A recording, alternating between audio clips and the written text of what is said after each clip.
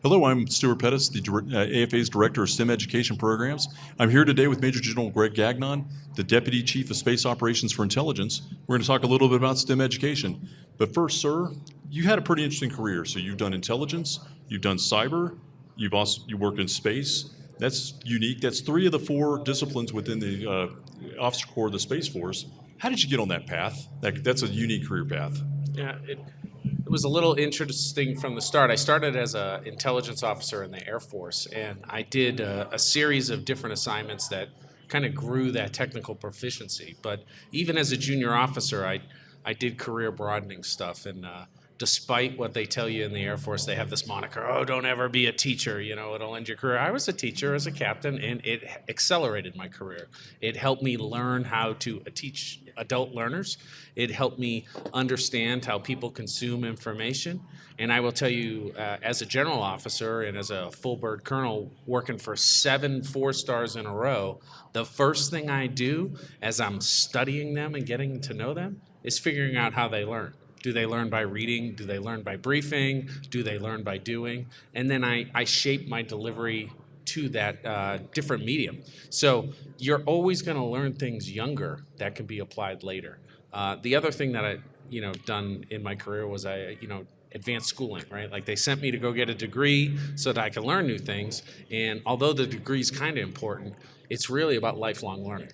So because I've constantly been focusing on lifelong learning and I read a lot, I can continue to broaden what I'm learning. So hopefully I'm not just an inch deep on everything because it is quite broad, but continuing to learn as I've gotten older. And I found that it's harder to learn when you get older, right? The best time to teach someone and build some key analytic skills is between like 17 and 25. So I'm a little slower. That's outstanding, sir. Now, space, cyber, and intel, they're very technical. How important is STEM education to your guardians? Yeah, so for the Guardians, STEM education is important, but all education is important. If you looked at CSO number 1, he was not a STEM graduate from university. If you look at CSO number 2, he also is not a STEM graduate from university. If you look at S2, right, the Intel guy, I'm also not a STEM graduate, but I'm a lifelong learner. I'm not afraid to dig in. I will tell you, honestly, in undergrad, I tutored math for university for extra money. But the key is just continuing to be a lifelong learner. STEM is important to space operations. Space operations and space mechanics are dominated by math. You have to understand the basics if you need to predict and forecast people's activities. So STEM is important to the Space Force, but learning and always learning is more important to the Space Force. Outstanding.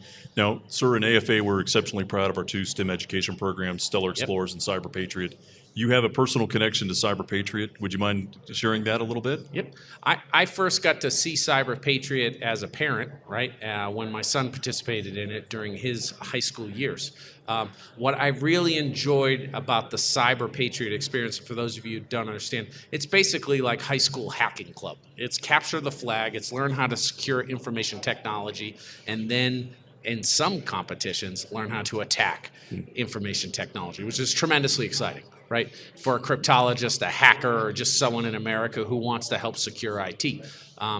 So they learn some basic skills about Microsoft security, they earn some certificates, but more importantly, they learn how to lead small teams on a goal, and they learn how to treat everyone on the team with respect and dignity, and they learn how to bring to the fore everyone's skills. So it's great leadership training, and it's great education training too. One of the things I really liked about CyberPatriot is it starts at the beginning. So you don't have to be a kid who's been gaming your whole life to step in.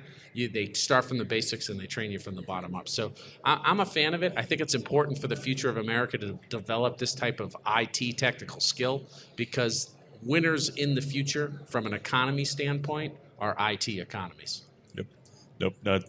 Couldn't agree more. Now, this year we had 20,000 students, high school and middle school, participating in the two programs.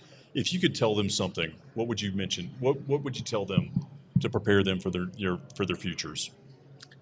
I would tell them to enjoy what they're doing. It's a competition and there will be a winner, but enjoy the ride a little bit. And then I'll also tell them that some of the best prizes are thought up by this guy.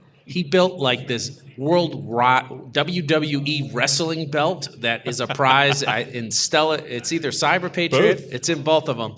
But when you watch the teams compete for the big belt, and it is like the belt that Macho Man Randy Savage would be wearing. So for those of you who are under 50, look him up, right? But he is a wrestler, right? In the sport that isn't a sport, it's just entertainment. But those type of prizes are there. So you know how to incentivize young people. I appreciate you being engaged with young people and help develop in their skill level. We took a picture. So, sir, you did the presentation of the belt at one of the CyberPatriot National Finals, and you have a huge smile, but the kids have an even bigger smile. That just thinking about that makes me happy. So that was a great experience. I know they got a lot out of it.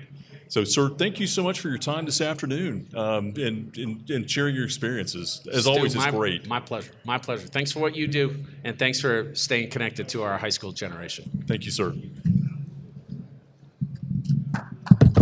Hey.